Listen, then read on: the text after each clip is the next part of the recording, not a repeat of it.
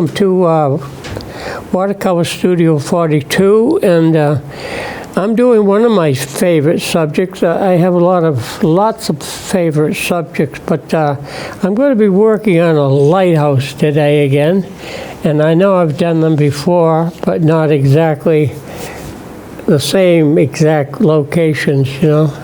But I don't know where this one is. This is a good calendar, DVA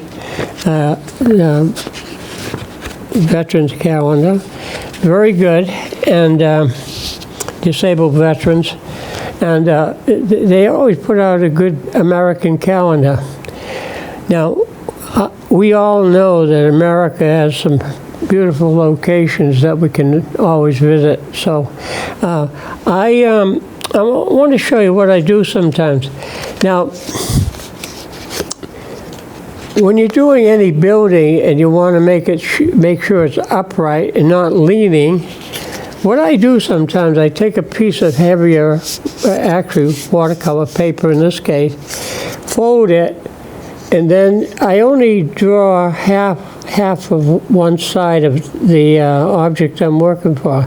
This happened to be a lighthouse today.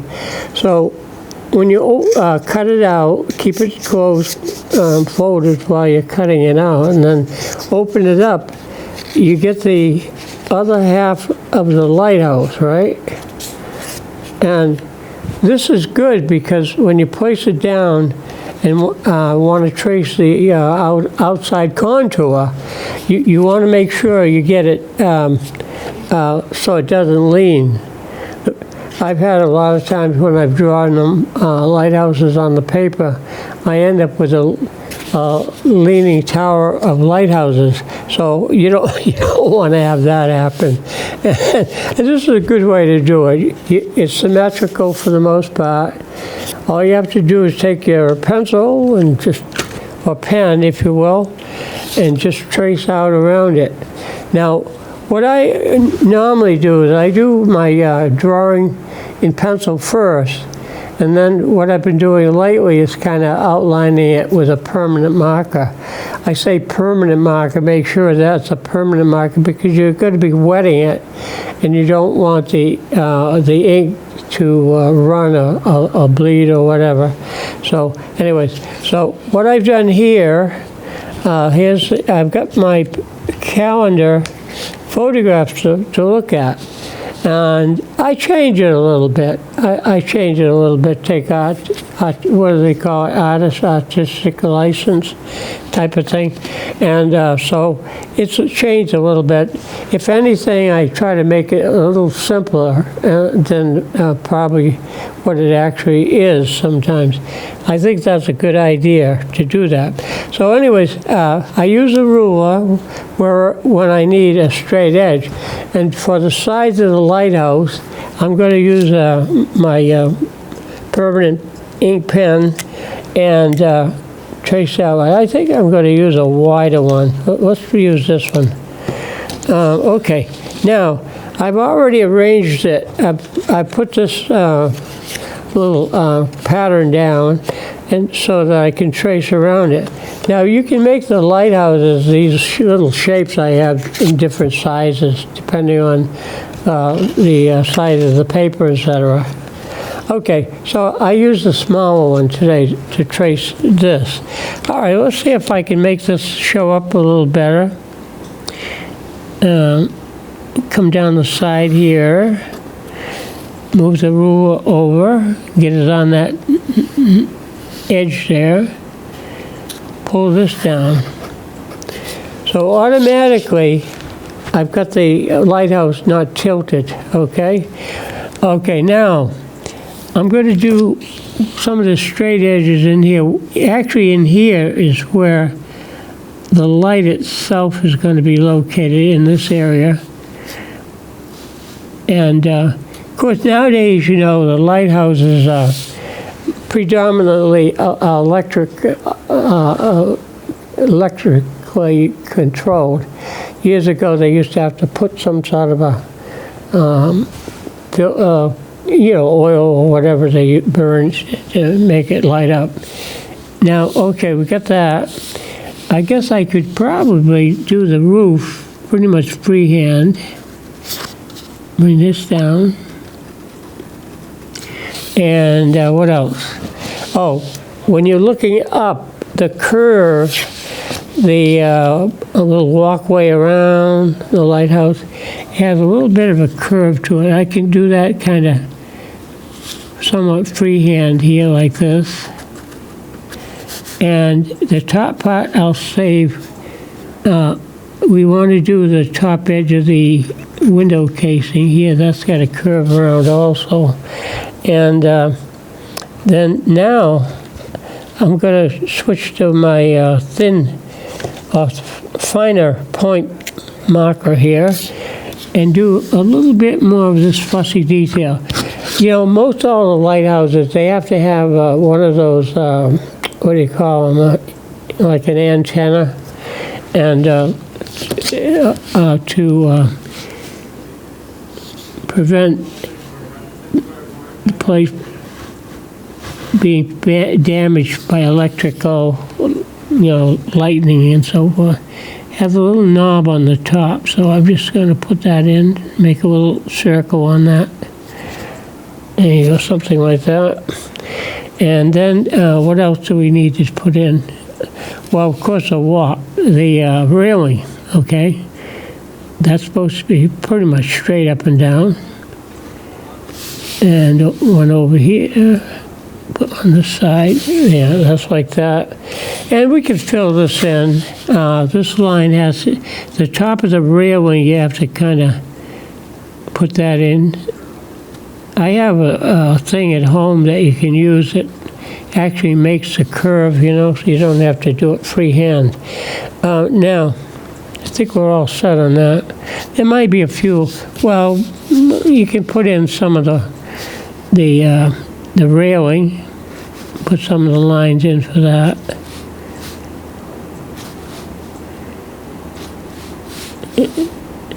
And one more over there. There you go, something like that. Okay, now, one thing you have to remember too is make sure you put these caps back on so your markers don't dry out. I've had so many markers dry out because, for one thing, if I put the cap on, I might have to put it down tight so that it doesn't fall off to begin with. But a lot of times, I put a marker down and then you can't find the cap or whatever. So I have to be careful about that. Now, I've got most of the pretty much the straight lines I'm going to put in there. The rest I'm going to do freehand.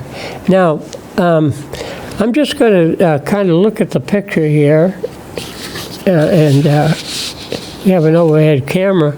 I'm reminded of it so that I don't have to hold it up. And there is a building, there's another building I suppose I could put in here in the back, but make sure that's straight up and down. And there you go. And see how they had the roofs this way. Okay, I'm going to do that freehand.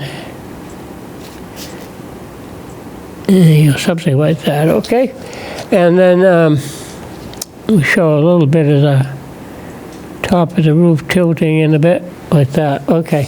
Now, the rest of this I can do pretty much freehand. I'm going to use a thinner marker. Now, the arrangement of the trees, what I usually do is I put in the trunk of the tree first and locate them. We got some smaller trees in the background, and you know me with my uneven numbers, so we'll put some trees in here, and I'll put something over another tree. There's an open area here where you see a lot of the trunk right about in there, and then I have some trees that lean out, but you have to be careful. You have to have something going straight up or leaning in so that everything's not going out of the picture. So it's always something that's leaning in somewhere. And then you've got your, you can draw some of the rocks in here. Those can be put in. You don't have to copy exactly the shape, but you know, just vary the size, okay? Small, medium, large rock areas. Some of them are somewhat flat, you know, somewhat flatter. And then you can show a little bit of the hill back here. There's a little bit of the land that comes up in here, where the trees are growing out of course. You put some of that in. And then that goes down this way. Now you're going to see a little bit of the ocean, okay? Now I want to make sure the ocean isn't going downhill or uphill here, so let's put the ruler on the edge here, make sure it's kind of lined up with the bottom edge, outside edge of your paper, just to put a line in there. Now as far as the leaves on the tree, you could probably just break this up, be a little bit more suggestive here. You don't have to go into a lot of detail. And you notice I left this open in front of the lighthouse so that you can see. I can put some bushes or something, smaller things in there, but I didn't want to hide too much of the lighthouse, the body of the lighthouse itself. Okay, that's where I take a little bit of artistic license here. Have some trees coming out in here. They kind of lean out a little bit over the water. Some of the limbs, you'll see some of the limbs showing through. Now, there's some smaller little rocks, surface rocks out here. This is the water coming in. You can see it in the picture here, how that works. And I always make it kind of irregular, okay? Put some smaller boulders, rocks in here, whatever you want to do with that. Now the sky is going to be sort of soft clouds coming across, and it looks like I could almost put a solid wash of blue in there, and then take my paper towel, rub it across my paper, and get that soft edge of the clouds. There's no real hard edges there. It's almost like smoke, you know, not so much of a cloud shape, but just sort of smoke. It's the way smoke softens out, whatever. All right, now, I'm going to say that's about it. The rest of the picture is a matter of painting it in.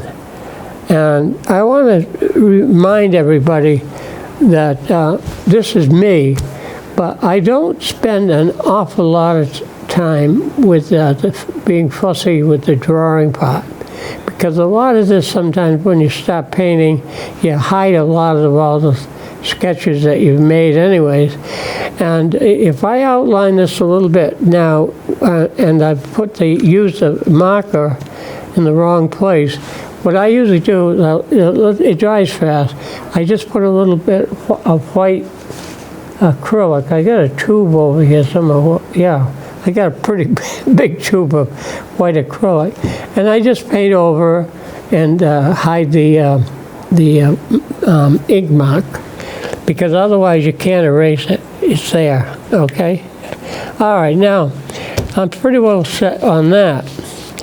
Now the next thing we want to do is, I always start, for the most part, with a watercolor outside paintings, start from the sky and work my way down. I might do the sky, then do the ground area, and then I save the detail of the lighthouse for last. Now, remember I said I might put something in here. It might have something growing up, but it's not going to be covering up too much of the lighthouse, okay? So that's about it, maybe for now. Here we go. All right, now I've got enough information there. Now is the time to start with the paint.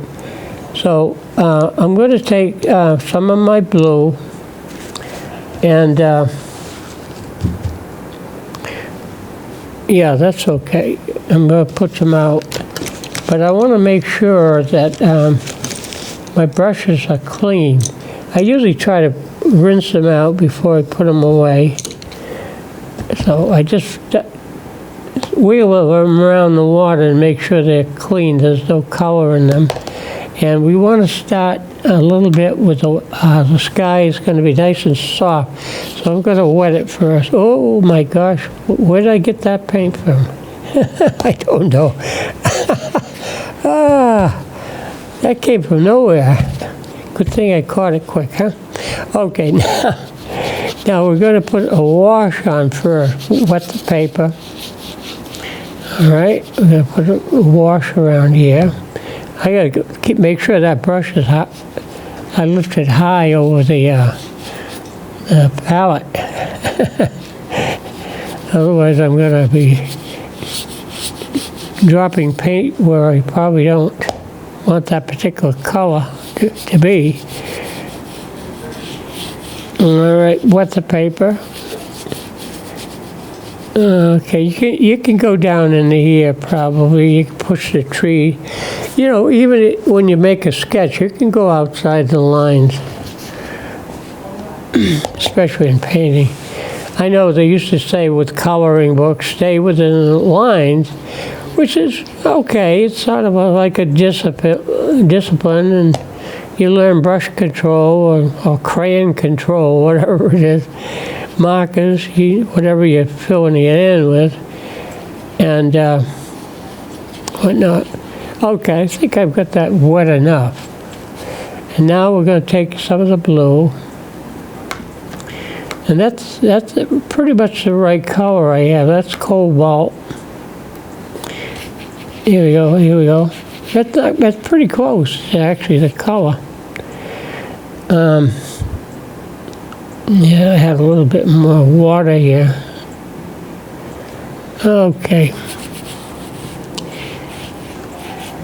Now, you know what I usually try to protect the tablecloth, although it's blue paint on blue colored tablecloth, but I don't like to go too much onto the tablecloth. So let's put some paper down here. Here we go. Down the side. Now you might see a little bit of color go through there because that's open glass where the light is.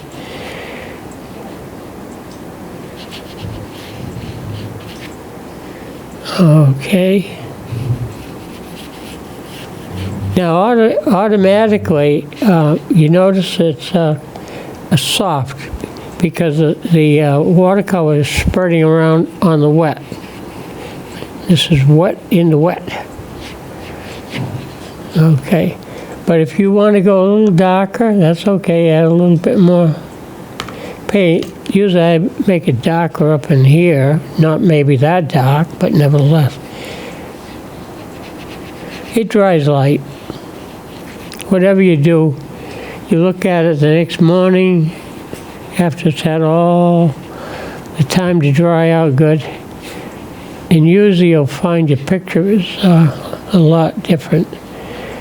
Now, if you, like I mentioned, if you want to make the cloud softer or lift up some of the paint in places, you can either blot it, see how you pick up the water, and you can move the towel around, kind of brush some of that off, and you can get some of the soft clouds like you see in the photograph. Here we go. Something like that. Now, I'm going to use that color while I'm at it. Let's put a little bit down here, and we'll make that a little darker for the water coming in off the ocean here. And it does come in a little bit into the shore, so we'll pull some of that in. Okay, I don't know if there's anything across the bottom in the photograph or not. Really, I think it's the tide's out, I guess. So that all these rocks here normally would be underwater at high tides. Okay, we just kind of dash around a little bit here. Make sure you pull the water off the edge. Okay, all right, something like that. Now, if you want it to dry a little faster, if you see some puddles here and there, just hit it a little bit lightly and pick up some of that. I wanted to make that a little darker up in that corner. Pull this in.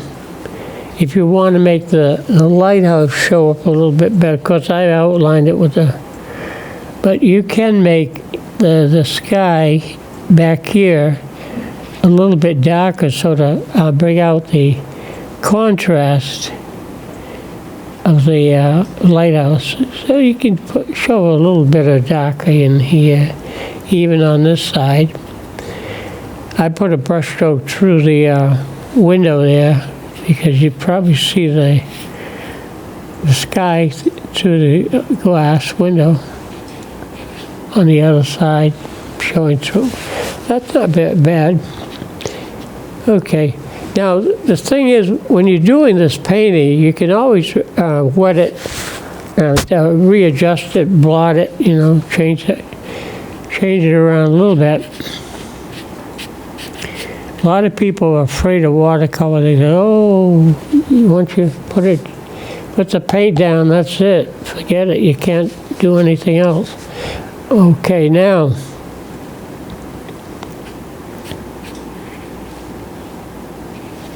what we're going to try to do here is let this dry out a little bit more. As long as this towel has the same color on, you can blot it.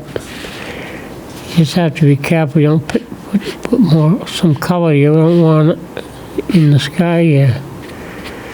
Yeah, pick up some of those puddles. Okay, all right. Now, I don't know if I've mentioned it before, but I'll mention it again, that my style has changed a little bit in that I kind of do the picture a lot of times starting off with using the pencil and then the marker and then painting it in, similar to a coloring book. Except I don't stay inside the lines when I paint. Now you can start to put color in. There's some yellow patches here and there. I always start with a lighter color. And you can use any size brush you want and just start tapping around. When you do trees and stuff, or leaves especially, you don't have to use any brush marks. Just tap to get some of the texture of the leaves in there. Okay, something like that.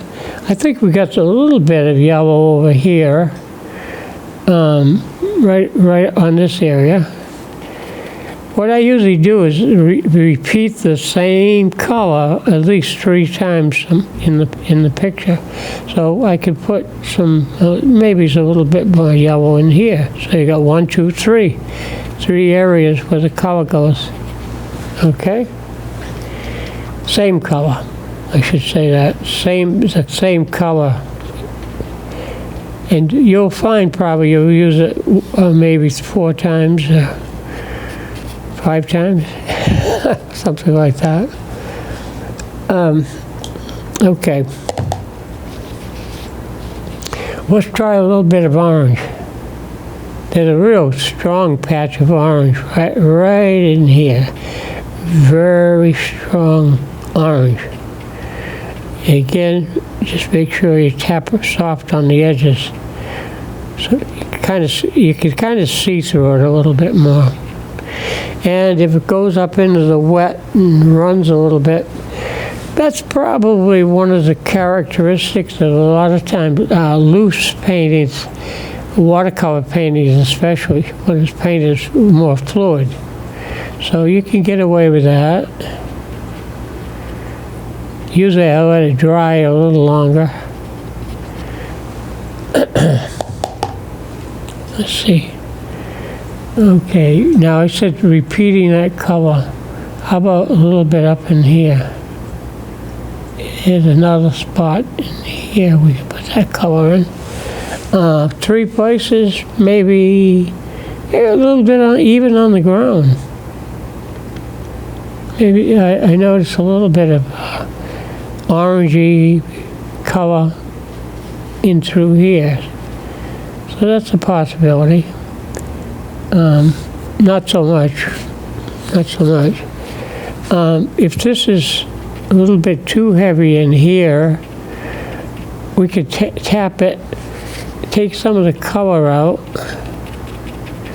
and you can take it and blot it if you want. If it gets too fuzzy, yeah, just pull some of that moisture out of there. Okay, so you get sort of a variation of shades. Also, I use a raw sienna. A lot of times I'll put there's a lot of it right into here. Whoops. Yeah, put more than that on the brush here. Oh, my goodness. Being too cautious color here. Okay, it gets real dark and down into here eventually. Now, if you wanted that tree to be in front of the lighthouse, you could still put it in. I just have to put some white over it to hide some of the ink, the dark ink color. But you can go over it and put something in there. I could come back a little bit later and now it's about 3 areas, right? Same color. Let's do a little bit down here. We'll jump over to the other side here. Okay, get some in there. I go right to the edge of the paper here. Now, a lot of times I'll put a false mat around it, you know, with the tape around the inside edges. But I'm not doing that. I'm painting right out to the edge of the paper. And then you can put a mat over it, or you can just take this as it is and mount it onto a colored background if you so desire. Okay. Mounting and matting. The easiest thing is to mount any artwork onto something. Just mount it, just screw it onto another background. That's the quick way to do it. Let's get some of this color in here. 1, 2, 3. Yeah, okay. We can get real dark back here.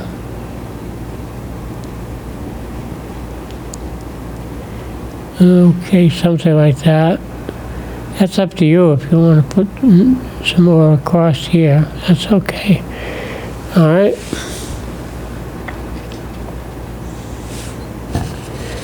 Okay. No, yeah, I didn't put it out, but you can put even some green in there. You know how sometimes the leaves don't all turn color all at once. There's still some green left in there where it's been protected somewhat. So I thought I had a tube of green here somewhere. Somewhere out here. I hope I didn't leave it at home. I was trying to get rid of some of my colors because I had the bag filled, and I don't need, like right now I've got three tubes of all blue, so I don't need 3 tubes in the same bag or any of the same color. Well, here's a little bit of green. Let's try this, see what happens. Not much left in the tube here, but now if I really get stuck as far as making green, I just mix some yellow and add some blue into it, and I've got some green. I have to stir it around a bit. Now let's see what else we got. Okay. I'm going to switch brushes for a second here. We can put, like I said, you can get some green in here. Whoops, that's really dark. Well, it can be. In the photograph, it's really dark across the bottom here in places. You get a nice contrast, you know. Okay, that's one thing with me a lot of times. I'm too cautious and I leave everything too light, and I probably shouldn't do that all the time. I got a little shed that I almost hid the thing with this paint. Let's come down the side here. Now, if I get paint in the wrong place, I can, like I said, I always touch it up with the white acrylic. After this dries, you can touch it up. I'm going to dab around in here, down in here, the foreground. I'm actually copying where it is dark in the photograph. And I don't know if it's the same shape I'm making. I don't worry about that, because I tell people, you know, if I was outside painting on a location, I would definitely do things a little different. And when you're looking at somebody else's photograph, you don't have to copy it, you know, patch by patch, shape by shape. You know, you can put in and leave out whatever you want. And then it becomes more you. The more you change, the painting is more you. It belongs to you. It's not from the photograph as much. I got over the edge a little bit there. There we go up through here. Okay, I can push up into here some too.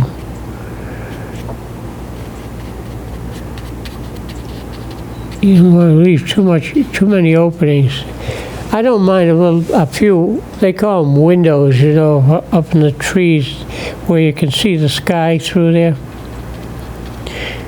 You can put a few in. You do something with this here. Fill this in more. Too many open spots. Fill it in more solid. Hold some of the color down.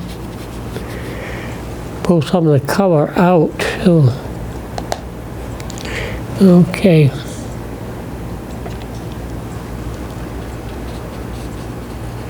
Yeah, this can be almost, out here can be like a silhouette. Just put a little something out in there. Like a landform or something. I don't know what's out there. It could be a man-made object, I'm not sure. A lot of times they'll put in these storm rocks out there for breakers in case they have a bad storm. They hope that those rocks will prevent the sand from being pulled out into the ocean. And go around in here and to pull the edges off here. You can soften the edges here and there. Okay, a little bit of dab over here. Now again, I'm not making it exactly the same shape, okay? So I'm using the photograph as a reference, but not as a reproduction of the actual thing. I take some of that out. Get some of the green back up in here too. We could probably push that up into here a little bit more.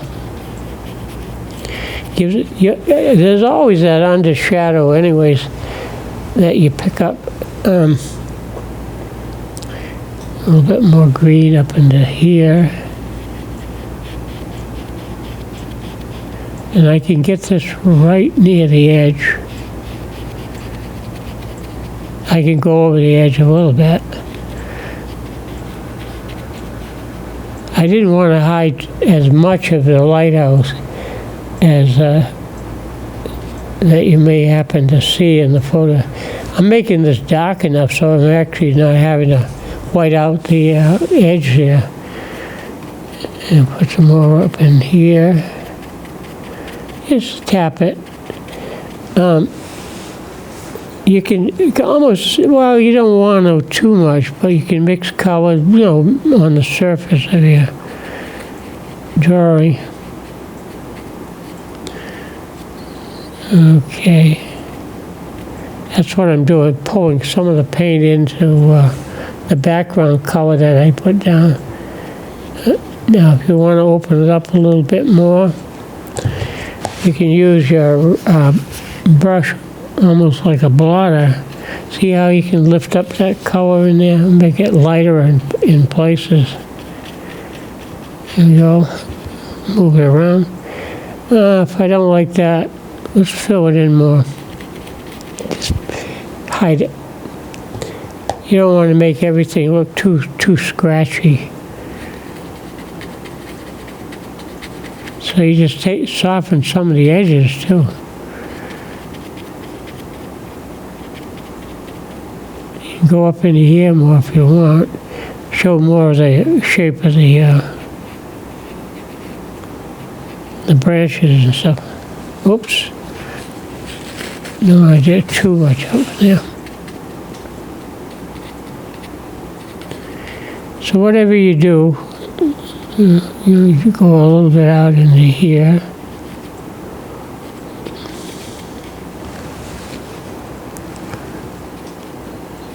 Just to make it show up a little bit more noticeable.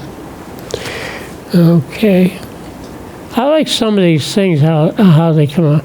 Now, if I leave some highlight in there, that's okay, I guess. But you don't want to do too much of that. Maybe a little bit of light come through here and there.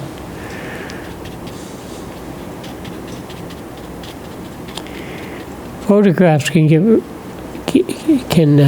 get away with a lot more than probably the artist would. Okay, now we want to see what we do. I'd like to save a little bit of the building here. So now, I've got this color that's sort of a purplish. So I may have to take a pinch of my red. Just a pinch of red, right? We'll put it out there on the palette. And I'm going to mix it in with my blue. So we can get some of this sort of a purplish color here. I don't know if we can do that. Let's see what I can do.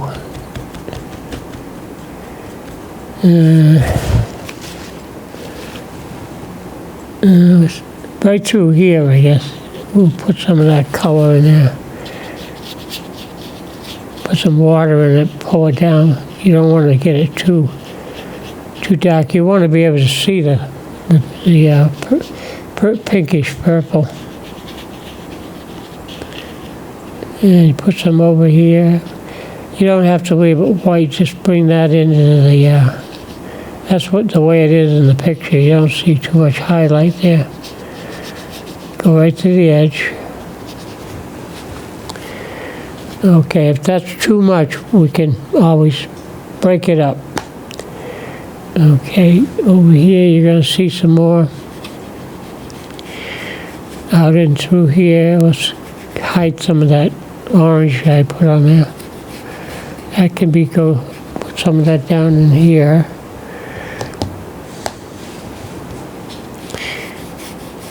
Okay, now that's sort of pinkish. Let's see if I can do a little bit different.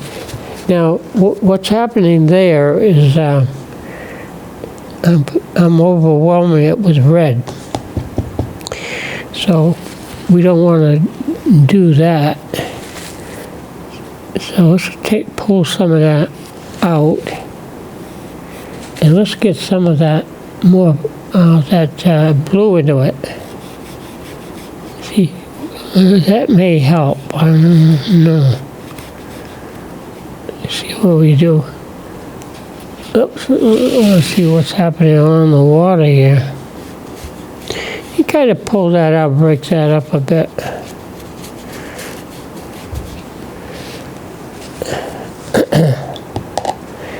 Now what you want to do is make sure you haven't got your brush strokes going all the same way.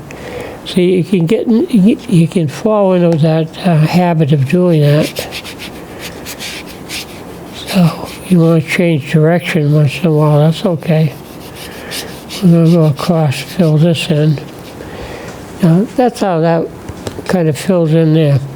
Now I think I'm going to have to go a little bit more into a darker purple through here, not so much red in it.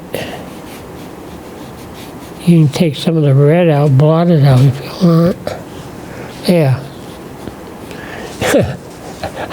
I blotted it out and then put it back in. I want it probably more of a purplish color. Adds extra blue into it. And oh, that's a little bit too much. All right. A little bit too much red.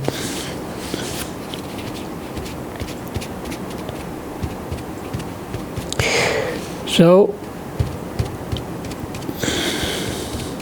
good thing you invented paper towels, huh?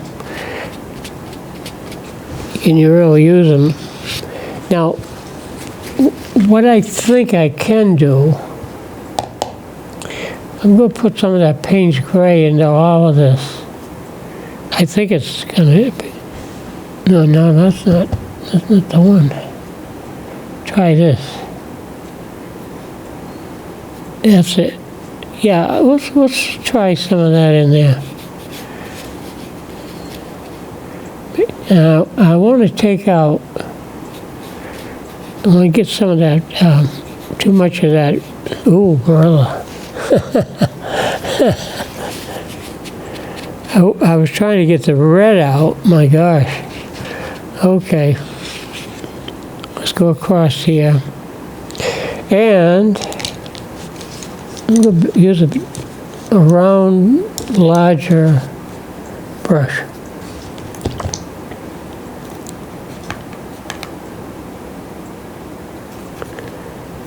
See what we got here.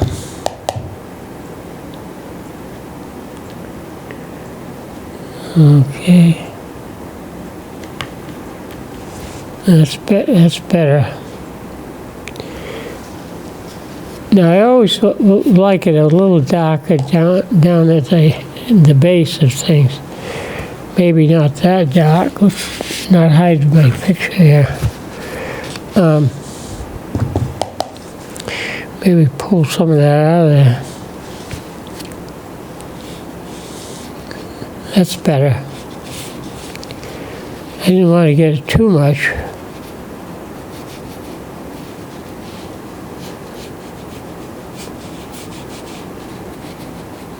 Okay. We'll kind of fill that in a little bit more.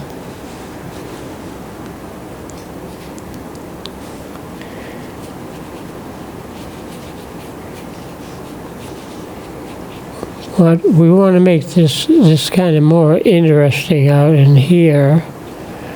We don't want it to look like just sort of a jagged edge. Put this so I can go right to the bottom.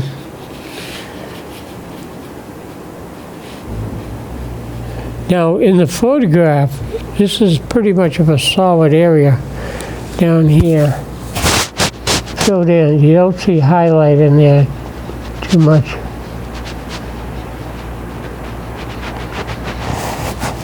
Okay. Hide some of the white. Now I can bring back, if I want, I can bring back some of the highlight in there by blotting it. You know, you can bring back more of that color. And erase some of that out of there. Now, right now, I think that we have to get back up into here.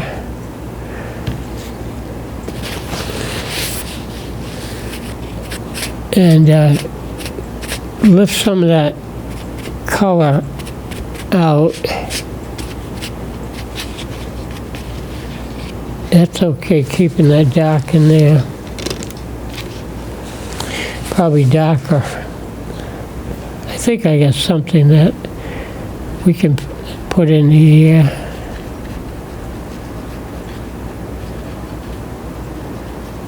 Yeah. Sometimes what happens is you get this thing too busy and it ends up like a scrap pile, you know. Hard to tell what's there. I still haven't got that but although it's similar to what's in there, but I think I should break it up a little bit more. Oh no, I don't want that again. I'm getting into too much of that red. When I get into the maybe more of a darker blue shade. Yeah, too much red.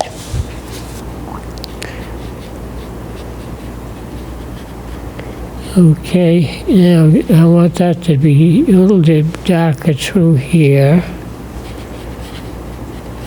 I don't mind a little bit of highlight coming through the little areas there.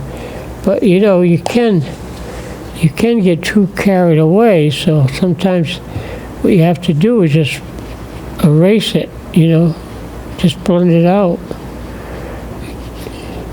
Take some of that white out of it. Whatever. Now, having said that, you can always put some of that back.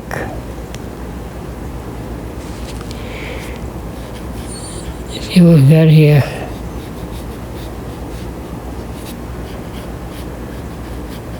I'm having fun with this thing, huh? Wow. Now, what you don't want to have to do, or what you don't want to do, I should say, you don't want to leave all these little broken edges. So the best thing is to pull some of it out. Just pull it out. Right to the edge.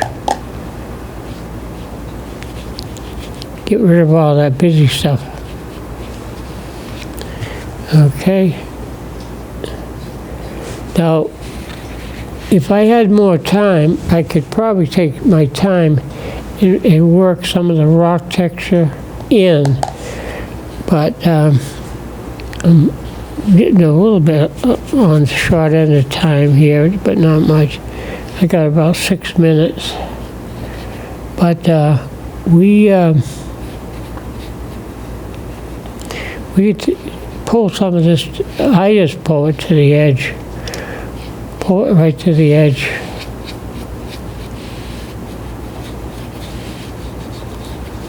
Something like that. Now you let it dry and you can look at it. Now what we have also is a little bit of highlight. It's a little bit of shading up in here on the side of the lighthouse. So what we want to do is see if we can quiet it down a bit.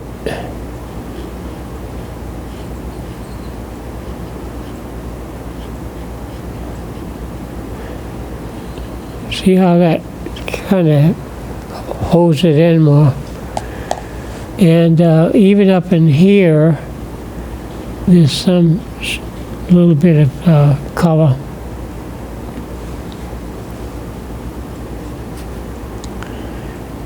I think the top of the cap there too. Put some color back up in there.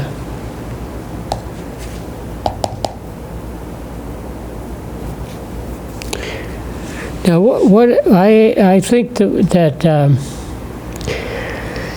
to kind of make it a little bit less of, I would spend more time with maybe a piece of sponge and stipple some texture into this. Sometimes you can do it a little bit with a brush, you know, just kind of tapping a little brush on that. But you're better off just to hit it with a sponge. And you might want to get a little bit more contrast in there. You might want to work on this a little bit more on the steeple. I think the top has a little bit more color into it too. The roof, there's a little bit more color there. And I've almost covered, it is in the photograph though, the house, the building back here is almost hidden. So what I usually do, I let it dry and I take a little bit of my white acrylic and I just put the house back.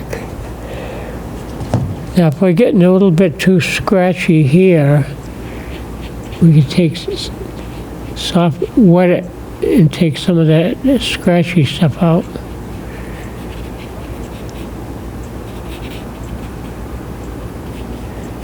And sometimes you get a little bit too much, I call it scratchy stuff.